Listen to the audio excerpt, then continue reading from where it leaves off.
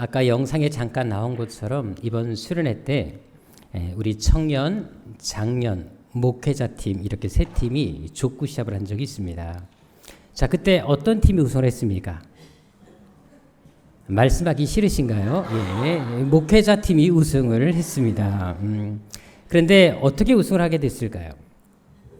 한 사람이 뛰어나서가 아니라 우리 청년, 장년팀이 목회자에게 우승을 양보했기 때문에 그렇습니다.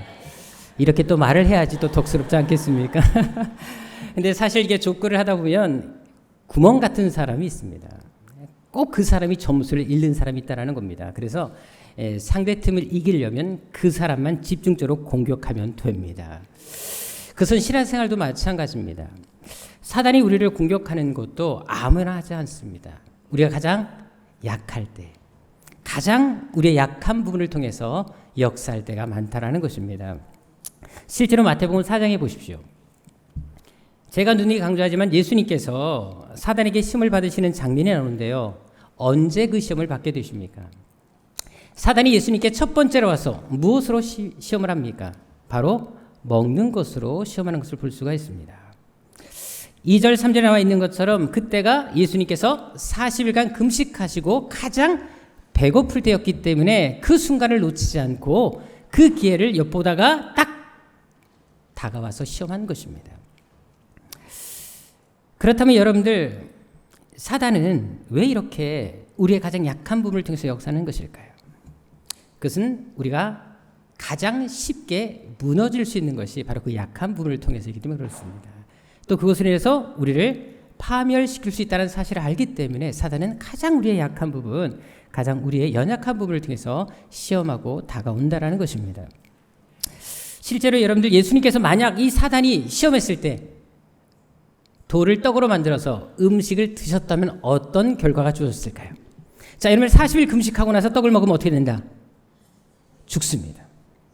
실제로 40일 금식하신 후에 종종 돌아가시는 분이 계십니다. 근데 그 이유가 뭔지 아십니까? 보통 금식 끝나고 나서 이 보식이라 그러죠. 잘해야 되는데 그것을 하지 못하고 식욕의 음식을 갑자기 드셔서 돌아가시는 분을 제가 여러 번 목격한 적이 있습니다. 다시 말해서 사탄이 우리를 시험하는 것은 우리를 넘어뜨리고 파멸시키기 위해서였다는 것입니다. 그래서 예수님도 40일 금식 끝나자마자 다가와서 음식을 먹으라고 사단이 시험하는 것입니다. 그것은 가룟 유다의 삶을 통해서도 우리가 찾아볼 수가 있는데요. 자, 그가 예수님을 왜 배반했습니까? 자, 누가복음 22장 3절에 보게 되면 유다가 예수를 배반한 것은 바로 사단이 그를 조종했기 때문이라는 사실을 성경은 분명히 증거하고 있습니다. 하지만 유다는 사단이 자기를 이렇게 뒤에서 해코지하고 조종한다는 사실을 알았을까요? 몰랐을까요? 자기가 사단의 앞잡이로서 이렇게 지금 사용되어져 있다는 사실을 이 유다는 전혀 인식하지 못하고 있었다는 것입니다. 중요한 것은 사단이 그를 이렇게 사로잡고 자기 앞잡이로 사용한 다음에 그를 어떤 결과로 몰아갑니까? 자, 마태복음 21장 5절에 보게 되면 결국 유다는 스스로 목매어서 자살하게 된 것을 찾아볼 수가 있습니다. 결국 유다는 사단에 의해서 파멸됐다는 것을 성경은 증거합니다. 그래서 사단은 유다를 파멸시키기 위해서 이렇게 이 모든 것을 계획하고 추진하는 것입니다.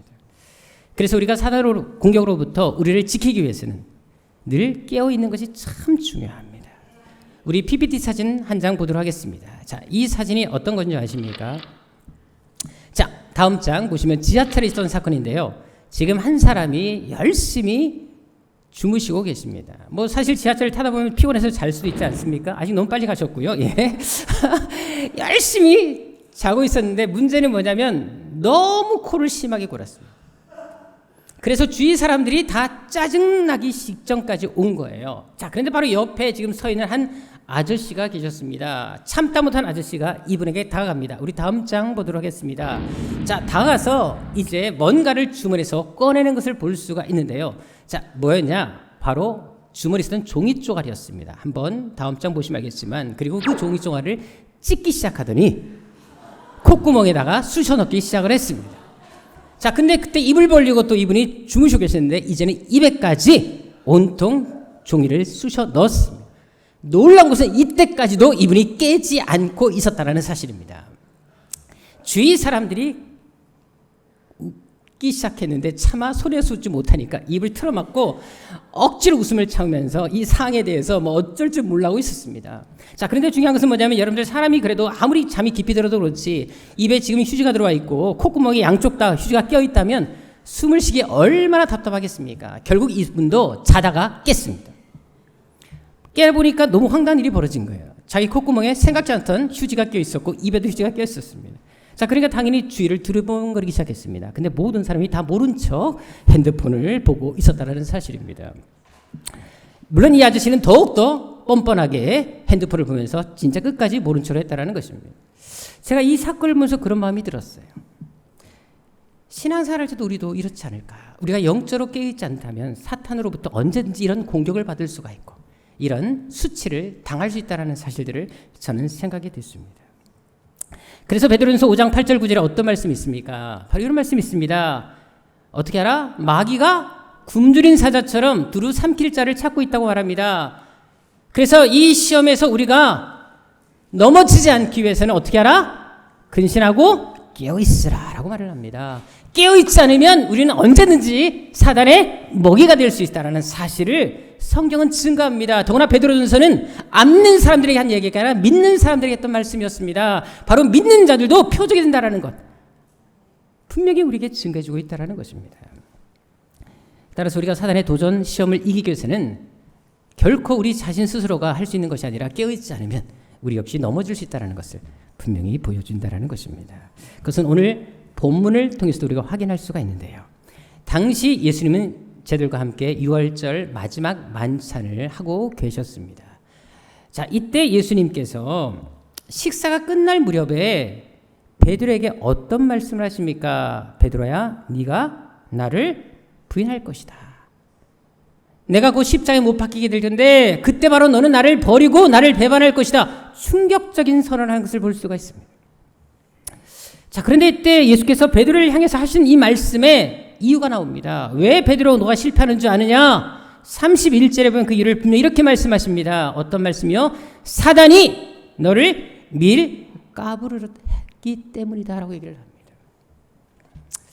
사단이 너를 뒤에서 배후 조종하고 배후에서 역사했기 때문에 너는 결국 실패할 수밖에 없다라는 충격적인 말씀을 하십니다.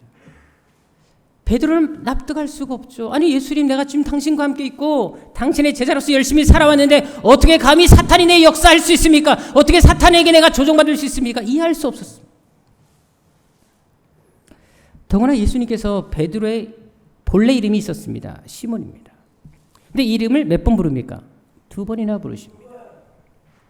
자, 2번이나 이 이름을 부른 다음에 사단이 너를 시험할 것이다 라고 분명하게 얘기를 하고 있습니다. 다시 말해서 사단의 공격이 베드로에게 더 집중될 것임을 지금 말씀하고 있는 것입니다. 얼마나 이 공격이 집중될 것이었는지 지금 2번에 걸쳐서 그의 이름, 본래 이름까지 부르고 계시는 것을 볼 수가 있습니다. 성경에 보십시오. 여러분들 예수님께서 어떤 사람에 대해서 이름을 연속 2번 부르는 경우는 거의 없습니다. 중요한 메시지를 선포할 때 이렇게 하시거든요. 근데 지금 베드로에게 사탄의 공격을 말씀하시면서 시몬아 시몬아 너에게 그런 일이 있을 것이다 라고 강조하고 있는 것을 볼 수가 있습니다. 그렇다고 왜 사탄은 베드로에게, 왜 시몬 베드로에게 더 강력하게 역사한 것일까요? 그것은 당시 베드로가 제자들의 수장이었기 때문에 그렇습니다. 가장 중심에 서 있었던 인물이었기 때문에 그를 쓰러뜨리고자 했던 것입니다. 여러분, 우리가 반드시 할 것이 있습니다. 사탄은 어떤 사람에게도 역사한다? 공동체 안에서 가장 열심히 있는 사람, 가장 영향 있는 사람에게 더 많이 역사할 수 있다는 사실을 오늘 이 성경을 통해서 우리에게 분명히 보여주고 있는 것입니다. 이것은 평신도보다도 직분자에게, 세론보다는 목장에게, 교회를 가만히 다니는 사람보다는 교회에서 헌신과 봉사를 다하는 사람에게 얼마든지 사단이 더 강력하게 역사할 수 있다는 사실을 우리에게 분명히 보여주는 것입니다. 따라서 그런 위치에 있는 사람일수록 더욱더 어떻게 된다? 깨어 있어야 하는 것입니다. 우리 예비 장로님들 한번 손 한번 들어보도록 하겠습니다. 손 드세요. 네, 손 드세요. 자, 손 내리세요. 감사하게도 이분들에게 사탄이 더 역사할 수 있다는 사실을 우리는 반드시 기억할 필요가 있습니다. 따라서 여러분들은 누구보다도 더 신앙으로 무장하셔야 되는 것이고 더욱더 기도하셔야 되는 것입니다. 하지만 직분자들, 교회의 가장 중심에 선 사람들에게만 사단이 역사할까요? 자, 오늘 본문 31절을 다시 보십시오. 좀 뭔가 어법이 맞지 않는 내용이 나옵니다. 잘 보십시다. 자, 여기 보게 되면 여러분들 분명히 예수님이 누구를 부르셨습니까? 시몬을 부르셨습니다. 그럼 보라, 사탄이 어떻게 말한 게 정상일까요? 너희가 아니라 너를 밀가부로 하려고 요구했다, 청구했다 하는 것이 정상입니다. 개인을 불러놓고 너희라고 말할 수가 없다라는 거예요. 뭔가 어법이 맞지 않습니다. 근데 예수님은 의도적으로 너가 아닌 너희를 쓰고 있습니다. 무엇을 말씀하는 것입니까? 당시 사단이 역사할 때 베드로에게만 역사한 것이 아니라 제자들 모두에게 역사했다라는 것입니다. 단지 베드로에게 좀 더 집중적으로 역사했다는 사실을 증거하는 것입니다. 즉 사단은 믿는 사람이라면 누구나 다, 공동체에 있는 사람들이라면 누구나 다 역사한다라는 사실을 분명히 보여주고 있는 것입니다. 따라서 우리가 사단의 공격으로부터 우리를 지키고 넘어지거나 시험 들지 않기 위해서는 반드시 해야 될 일이 있습니다. 그것이 바로 32절에 예수님의 말씀을 통해서 확인할 수가 있는데요. 바로 우리가 믿음을 지키고 시험에 빠지지 않기 위해서는 반드시 무엇이 필요하다? 기도라는 것입니다. 사단의 공격과 유혹에서부터 우리를 방어할 수 있는 유일한 무기가 기도라는 것이에요. 성경은 증거해주고 있는 것입니다. 그래서 마태복음 26장 41절, 마가복음 14장 38절, 누가복음 22장 46절에 보게 되면 어떤 말씀이 있습니까? 시험에 들지 않게 깨어 기도하라. 시험과 기도가 서로 반대의 개념을 강조하고 있습니다. 기도하지 않으면 시험에 든다. 시험에 들지 않기 위해서는 깨어 기도해야 된다. 강조하고 있는 것입니다. 우리 가정을 지키고 내 자신의 신앙을 지키려면 기도하지 않고는 절대로 우리 신앙을 지킬 수 없음을 얘기하고 있는 것입니다. 여러분 마찬가지. 교회 와서 한 번 예배 드리는 것 갖고 우리 신앙을 지킬 수가 없습니다. 날마다 우리가 깨어있지 못하면, 우리가 기도하지 않으면 내 자신이 무너질 수 있다는 것을 말씀해주고 있는 것입니다. 따라서 직분을 맡을수록, 중직에 있을수록 더 기도해야 되는 것이고, 시험에 들지 않기 위해서라도 반드시 기도가 뒷받침되어야 한다는 것입니다. 특히 은혜를 받으면 받을수록, 더 깊은 은혜를 삼하면 삼할수록 기도해야 그 은혜가 더 은혜될 수 있다는 것을 말씀해주고 있는 것입니다. 실제로 구약 성경에 보게 되면 엄청난 부흥운동이 여러 번 있었습니다. 제가 수련회 가는 첫날 교회 예배 때 본당에서 여러분들에게 구약에 나타나는 부흥운동에 대해서 말씀드린 적이 있습니다. 그런데 주목할 것은 그 부흥운동에 앞서서 반드시 일어났던 두 가지 특징적인 사건이 있었습니다. 구약의 어마어마한 부흥운동, 놀라운 변화와 회복의 운동이 있기 전에 두 가지 사건이 있었습니다. 한 가지는 바로 사단의 공격과 방해가 있었다는 것입니다. 오히려 위기가 찾아옵니다. 붕이 일어날 때 바로 그 전에 위기가 찾아왔다는 사실을 알 수가 있습니다. 또 한 가지는 바로 그 위기가, 그런 공격이 있을 때마다 기도를 통해 그것을 극복해내었다는 사실입니다. 사실 이번 수련을 통해서 우리 교회 안에 정말 많은 일이 있었습니다. 여러분들은 개인적으로 이제 나눔도 하시고 또 서로 교제하시면서 이야기를 하시다 보니까 느끼는 거 되게 많을 겁니다. 제가 듣기로는 지난주에도 우리 청년들 모임에서 얼마나 몸이 뜨거웠고 훈훈했는지 감동의 도가니였다라는 이야기들을 제가 계속 들었습니다. 사실 이것이 오늘은 제가 읽어드리지 못했지만 지난주 감성은 봉투였는데요. 이거 말고도 제가 이만큼 있었는데 감성 내용이 다 어떤 내용인 줄 아십니까? 집회를 통해서 가정이 회복되게 하심을 감사합니다. 집회를 통해 감당할 수 없는 은혜를 주심에 감사합니다. 어깨 아팠는데 기도하면서 어깨가 싹 고침받았습니다. 감사합니다. 기도 제목 응답도 받았습니다. 감사합니다. 집회를 통해 하나님의 살아계심을 느낄 수 있고 깨닫게 하셔서 감사합니다. 막 그런 내용들이 대부분이었습니다. 특별히 여러분들이 수련회 마지막 날 제게 쓴 편지가 있습니다. 제가 일부를 좀 가지고 왔는데요.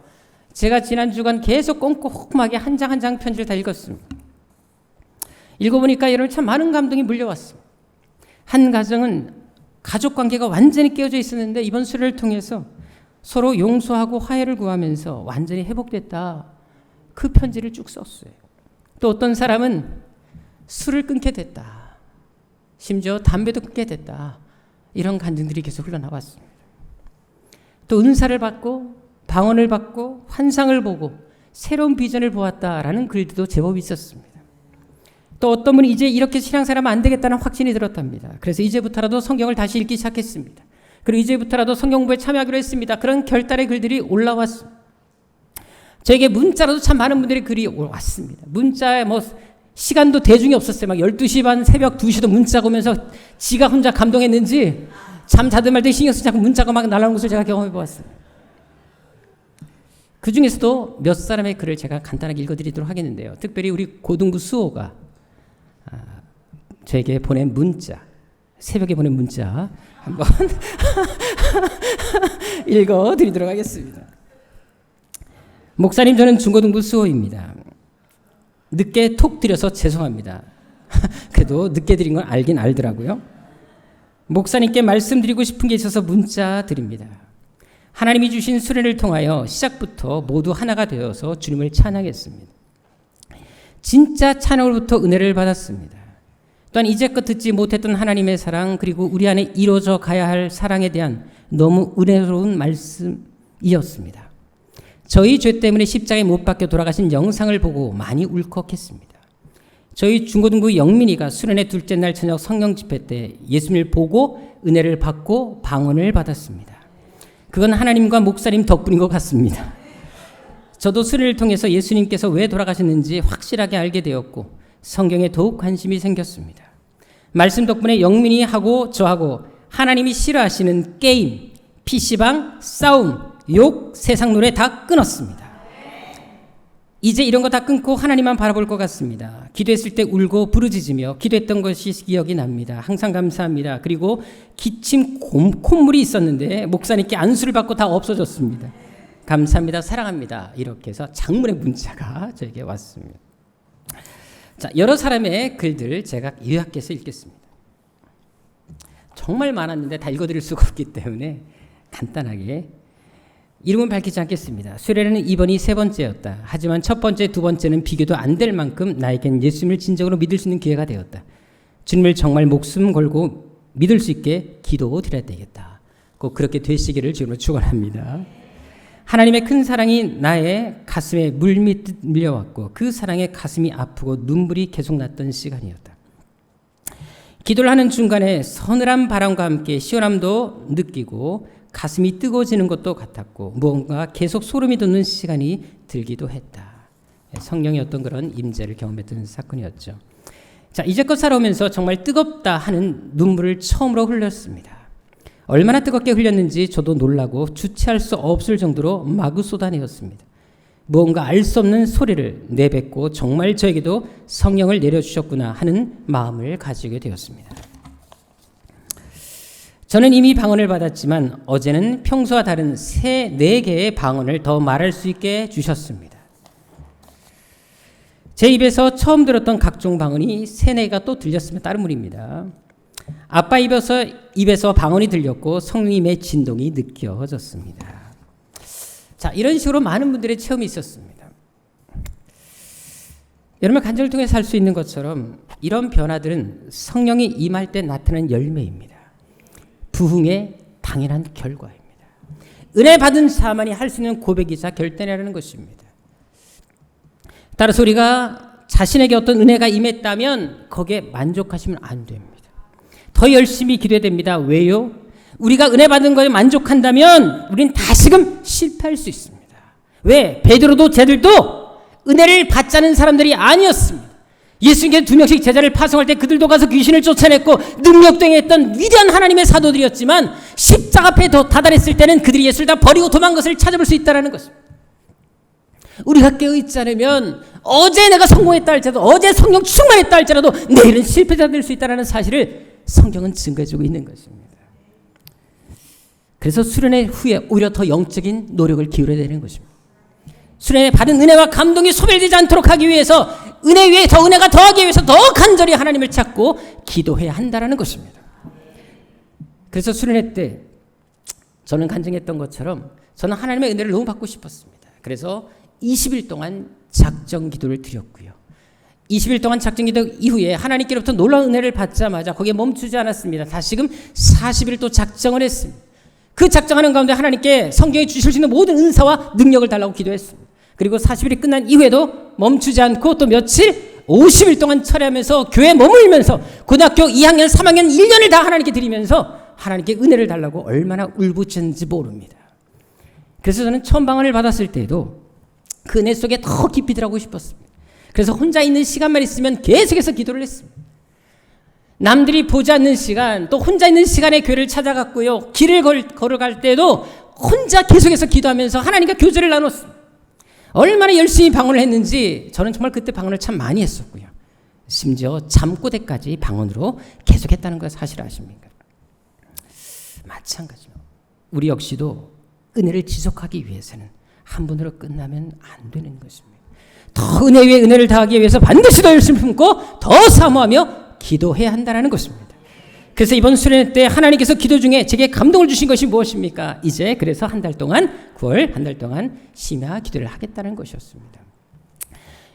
성령 집회 끝난 다음에 여러분들이 기도하는 시간에 제가 다 안수를 기도를 했고요. 그리고 나서 저도 역시 앞에 강대상 쪽에 나서 정말 오랫동안 기도를 했습니다. 기도하는 가운데 하나님께서 우리 교회에 대한 비전을 또 새로 보여주셨고요. 실제로 그때 제가 여러분들이 또 안수하면서 어떤 분들에게는 또 하나님께서 주신 감동을 따라서 제가 조심을 얘기지만 예언 기도를 하기도 했었습니다. 실제로 많은 치유가 있었고요. 제가 다 간증할 수 없지만 누구라는 게 뻔히 드러나기 때문에 실제로 치유도 참 많이 있었습니다. 고질적인 만성병도 치유되는 역사가 있었고요. 정말 하나님의 살아계신 증거들이 참 많이 나타났습니다. 그러면서 하나님이 제게 주신 감동이 뭐냐? 더 기도해라. 기도의 불을 붙여라. 그럼 내가 이 교회에 하나님의 영광을 보여주겠다라는 것이었습니다. 마찬가지입니다. 이번 수련회 때 은혜 받았다고 생각하는 사람들은 더 은혜 받기 위해서 기도하라는 것입니다. 혹시라도 은사를 받길 원했는데 은사를 받지 못한 분이 있다면 하나님께 구한다면 왜 주지 않겠습니까? 우리가 악한 것을 위해서 구하는 것이 아니라 더 믿음 생활 하겠다고 구하는데 하나님께서 왜 주지 않겠습니까? 믿음을 갖고 확신을 갖고 기도하시라는 것입니다. 또한 수련회 때 부득이한 사정으로 참여하지 못했다 할지라도 이미 하나님께서는 우리 교회 안에 성령의 역사를 일으키셨고 일을 시작하셨습니다. 그럼 당연히 하나님께서 이번 기회에 더 은혜를 주지 않겠습니까? 이번 심야 기도를 통해서라도 더 은혜를 사모하며 기도한다면 반드시 여러분들의 가정을 회복시켜 주실 것이며 우리 인생의 모든 계획도 하나님께서 선하게 바꿔주시고 이끌어 가실 것을 저는 확신합니다. 이 은혜가 여러분들에게 있기를 주님으로 축원합니다.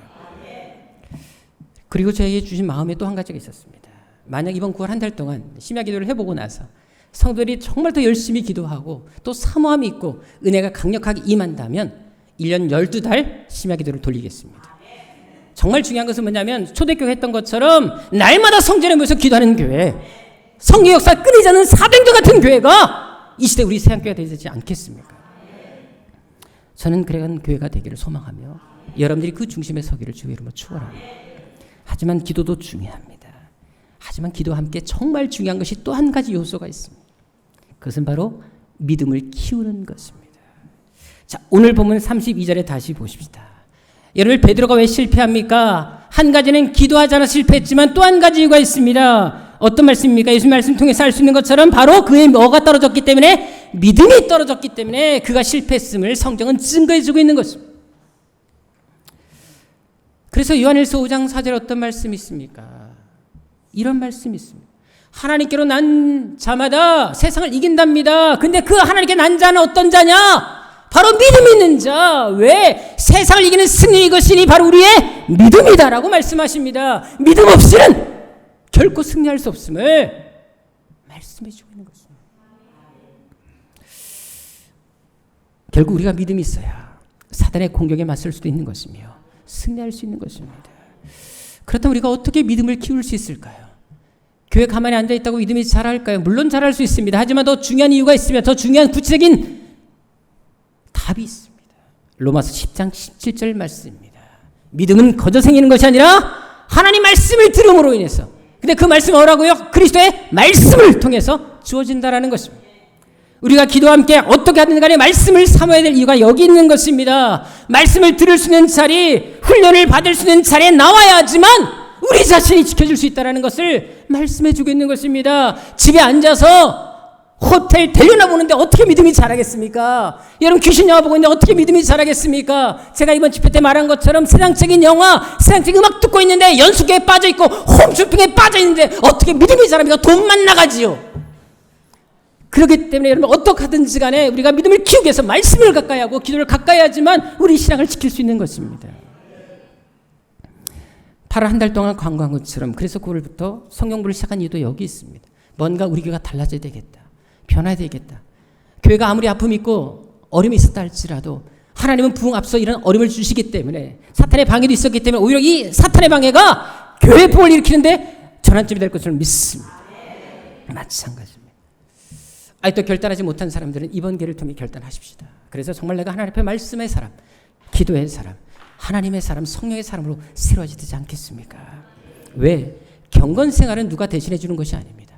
부모가 아무리 믿음이 좋고 내 아내가 믿음이 좋다 해도 그 믿음 때문에 구원받는 것이 아니라 그 믿음 때문에 지켜지는 것이 아니라 믿음은 철저하게 하나님과 나와의 개인적인 관계이기 때문에 내가 결단하지 않으면 말로만 장담한다고 되는 것이 아니라 내가 스스로 결단하고 경건 생활에 힘써야지 우리 신앙을 지킬 수 있다는 것입니다. 오늘 보면 33절도 보십시오. 베드로는 절대로 당신을 부인하지 않겠습니다 라고 장담합니다. 이 말은 거짓이 아니었어요. 진심이었습니다. 본인은 그렇게 할 수 있다고 생각했던 것입니다. 그래서 장담한 것이지요. 더구나 여러분들 마가복음 14장 31절에 보게 되면 동일한 본문을 나와 있는데 거기에 베드로가 어떻게 말합니까? 당신과 죽을지언정 부인하지 않겠습니다. 또 어떻게 말했다고요? 힘있게 아주 강력하게 말합니다. 더구나 여기 성경 보게 되면 원어 성경에는요 한 번만 말하지 않았습니다. 반복해서 계속해서 예수님 주와 함께 죽을지언정 주를 부인하지 않습니다. 한 번이 아니라 여러 번 반복해서 말을 합니다. 진심이었어요. 하지만 이대로 했습니까? 못했습니까? 못했습니다. 위기가 오니까 시련이 오니까 예수를 부인해버립니다. 배반해버립니다. 여러분 신앙생활은 말로만 생각으로만 하는 것이 아니라는 것입니다. 내 신앙 지킬 수 있는 거 내가 지금 상태면 충분히 가능하겠다. 내가 예수를 버리지 않겠다. 착각하지 마십시다. 우리의 신앙은 언제든지 무너질 수가 있어요. 사단은 우리를 너무나 잘 알고 있어요. 이미 여러분들 지금까지 살아온 평생 동안 옆에서 지켜봤던 것이 사단입니다. 우리가 어떤 것에 넘어질 수 있는지 모르겠습니까? 잘 알고 있습니다. 영성이 뒷받침되지 않으면 우리는 쉽게 무너집니다. 그래서 더욱더 말씀과 기도에 힘써야 되는 것입니다. 영적으로 무장하지 않으면 깨어있지 않으면 우리는 쉽게 넘어질 수 있다는 사실을 심지어 수장인 베드로도 12제자도 3년 반 동안 예수님 옆에서 기적을 경험했던 사람들 그리고 실제로 자기들도 귀신을 쫓아냈던 그들 또한 그런 길을 갔다라는 사실을 우리는 반드시 주목할 필요가 있다는 것입니다. 달리는 자전거는 결코 넘어지지 않는다라는 말이 있습니다. 실제로 여러분 달리는 자전거가 갑자기 멈추게 되면 어떻게 됩니까? 중심을 잃고 비틀거릴 수밖에 없습니다. 달릴 때는 넘어지지 않습니다. 근데 갑자기 브레이크를 잡게 되면 아무리 균형관계에 좋은 사람이 할지라도 넘어지게 되어 있습니다. 그것은 우리도 마찬가지입니다. 은혜가 임했을 때 우리 안에 뭔가 해야겠다는 열정이 났을 때 영적 성장을 위해서 열심히 달려야지 아무것도 하지 않으면 우리는 비틀거릴 수밖에 없습니다. 우리는 시험에 들고 넘어질 수밖에 없다는 것입니다. 그래서 우리는 기회가 주어졌을 때 어떻게 하든지 간에 영적인 페달을 열심히 밟아야 하는 것입니다. 말씀의 앞바퀴, 기도의 뒷바퀴가 굴러갈 수 있도록 이 페달을 멈춰서는 안 된다는 것입니다. 저는 여러분들이 그렇게 저와 함께 달려가기를 주님으로 소망합니다. 순회 때 받은 은혜를 잊지 않기 위해서 더더욱 말씀의 기도에 전념하는 여러분 되기를 주님으로 축원합니다. 또한 이번 순회에 참석하지 못했다 할지라도 이제부터라도 새롭게 시작하는 기도의 말씀 훈련을 통해 영적으로 무장하여 십자의 군사로 든든히 서가는 여러분 되시기를 진정으로 바라고 있다는 것입니다. 그래서 우리가 날마다 기도하고 부르짖는 것처럼 정말 이 시대에 하나님의 자부심이 되고 하나님의 자존심을 지켜드리는 하나님의 자부심이 될 만한 하나님의 자랑이 될 만한 그런 세양교회 그런 성도 되시기를 주님으로 축원합니다. 기도하겠습니다. 아버지 하나님, 하나님께서 우리에게 은혜를 주셨을 때 또 은혜 주시고자 원하셨을 때 이 은혜가 은혜 되게 하여 주옵시고 더 큰 은혜가 임할 수 있도록 더 사모하게 하여 주옵시고 우리 신앙이 도태하지 않게 하여 주옵시며 사단의 시험에서 넘어지는 사람들이 아니라 깨어 기도하며 말씀을 훈련을 통하여 더욱더 영적으로 무장하여 우리 가정을 지키고 우리 공동체를 지키며 우리 직장을 지키는 하나님의 사람 새한교회 성도 되게 하여 주옵소서. 의대를 사모하며 더욱더 간구하게 도와주옵시고 특별히 마음을 작정하게 기도하는 성도들에게 그런 사람들에게 반드시 하나님이 예비하신 놀라운 은혜와 기적과 은사들을 부어주셔서 이 새한교회가 초대교회에 있었던 그 놀라운 부흥을 경험하는 능력 있는 교회, 기적 같은 교회 되게 하여 주옵소서. 존귀하신 예수님의 이름으로 기도드립니다.